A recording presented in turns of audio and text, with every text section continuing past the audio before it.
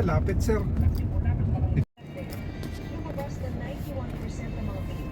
Para hindi na tayo, kasi pagka dumiretso tayo, stoplight yun, di ba? Tapos Oo. kakaliwa. Mm. Tapos pagkaliwa, mag-U-turn, papunta doon sa may St. Peter. May pasukan dito yan sa may Aurora. Meron. Oo. Para hindi na tayo dadaan sa may palengke. Okay, doon na lang tayo, sir. Naano kasi para at least alam ba yung dadaanan. Na hindi masyadong lipit sa traffic.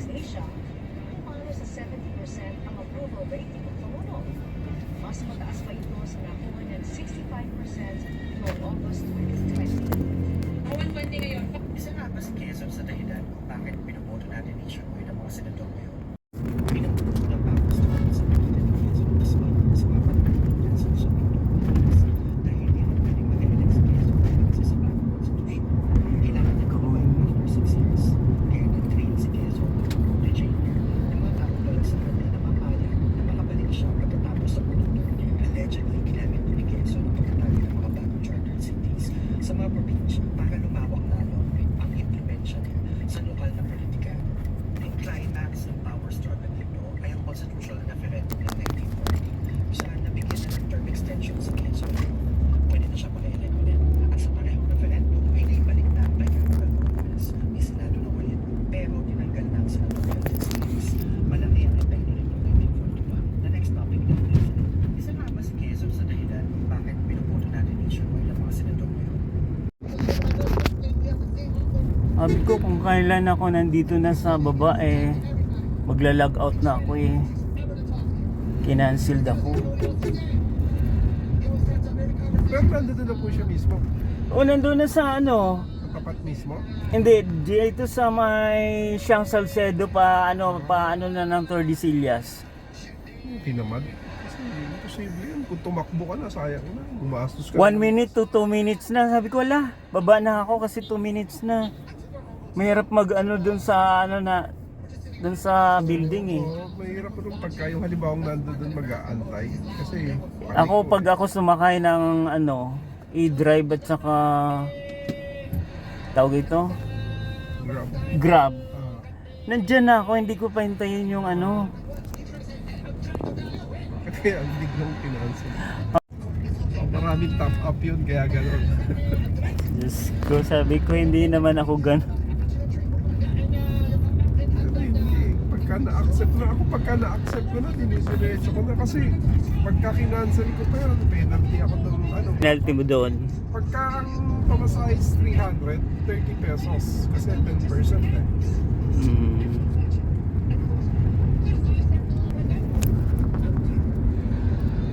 Sabi ko hala, kinancelled ako. 1 minute, 2 minutes na lang kaya bumaba ako sa elevator, ang hirap mag-abang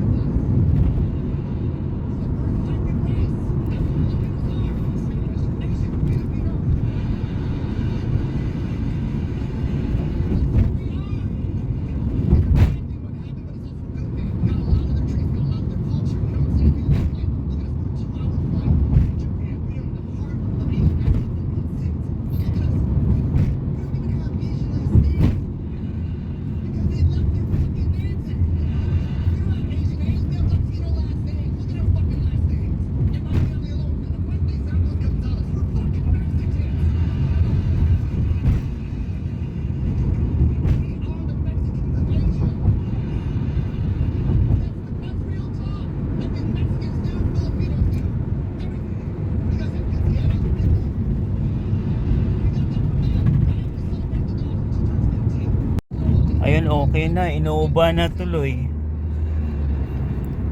Tuwang-tuwa yung mga matanda. Ang biyahe pagka gano'n.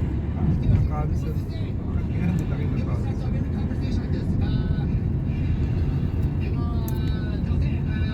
Minsan naman kasi may nangyayari na maski nung nasa Grab pa ako ganun din pagka yung pupuntahan alam mo ng traffic, Hindi kasi doon sa ano sa Camellia Classic sa Las Piñas. Merong ano doon, tawag ito. May shortcut.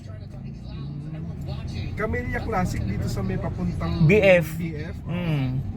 Oh, may mga shortcut doon ah. May shortcut doon eh. River Drive. Pwede Oo. ka sa may anong dumaan, C5. Madaming daanan dyan. Sabi ko, Nagkaroon ako eh. Before ako. Yung mga anong pinasukan dyan.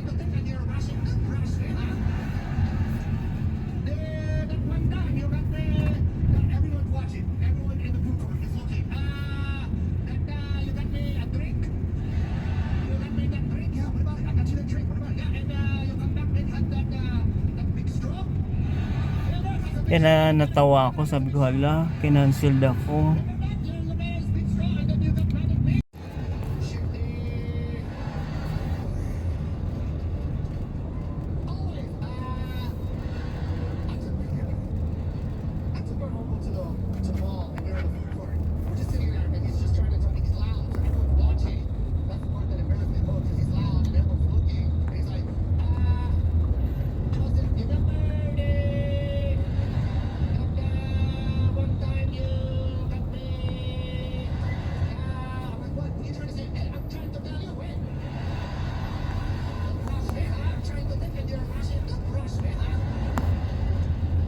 May pasukan doon eh, di ba? Oo. Para hindi na dumaan sa may palengke. Meron.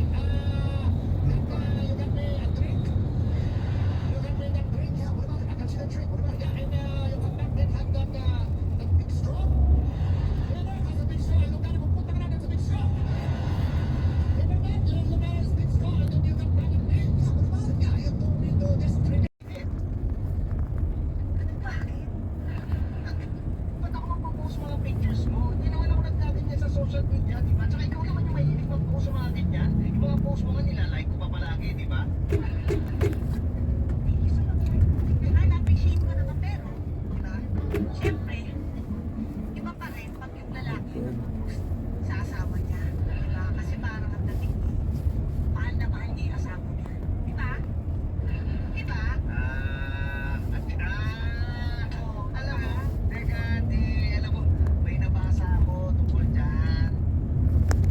Yung mga lalaki niya na ganyan, na mahilig mag-post, mga lalaki yung nagpo-post ng picture ng asawa nila sa social media. Naku, asahan mo, yan yung mga may ginagawang kalokohan. Oo, mga guilty yan, mga pakitang tao yan. Yan yung mga hindi totoong nagmamahal sa asawa nila. Hindi ako ganyan. Yun yung dahilan kung bakit hindi ako nagpo-post ng picture mo. Ano gusto mo mag-post ako ngayon? Dahil sinabi mo, sige, magpo-post ako kung gusto mo. Magpo-post ako, sige. Hindi naman. Yung ba gusto mo? Okay naman yun. Hindi naman sa ganun. Gosh, Wala ka naman ibo. Bakit ba?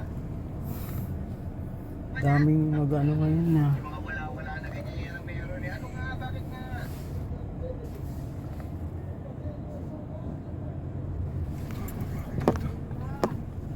Hindi ka post ng picture. Kung gusto mo, magpo-post ako, sige. Hindi naman. Yung ba gusto mo? Okay naman yun. Hindi naman sa ganun. Wala ka naman ibo. Bakit ba? Ito lang talaga ang kukuti na hindi talaga nakaka-uwi para sa akin. Kailangan malakas yung change. Medyo kami, meron bang wifi? Meron. Pasok ako sa project kasi yung kalaban ko walang wifi. Hello, ako si Alex Calleja. Alam niyo, bilang isang stand-up comedian, nakakakuha ko mga jokes sa pag-observe sa paligid. Yung second part na pinagawa ko nung walang practical school, and naging studio. Yung pinarenovate ko, half-court na Kaliwa tayo dyan sa mga nakapayong. Oo. Kaliwa? Oo. exercise namin during the budget. Doon Eh, pa? dito. Kanan? Kanan. Mali.